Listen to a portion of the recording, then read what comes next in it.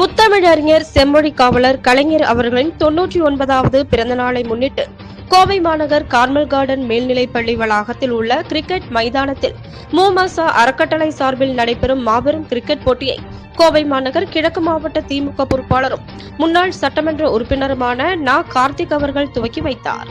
இந்நிகழ்வில் பொதுக்குழு உறுப்பினர் மு.ம.ச. முருகன், கோவை மாநகராட்சி பணிகள் குழு தலைவர் திருமதி சாந்தி முருகன், மாவட்ட பொறுப்புக்குழு உறுப்பினர் வி. லட்சுமணன், வட்டக்கழக பொறுப்பாளர்கள் மேகநாதன், சந்திரன், லா. தேவசீலன், யூசுப், அமானுல்லா, உதயகுமார், மு. விவேகானந்தன், கழக நிர்வாகிகள், கழக தொண்டர்கள் மற்றும் திரளான கிரிக்கெட் ரசிகர்கள் பங்கேற்றனர்.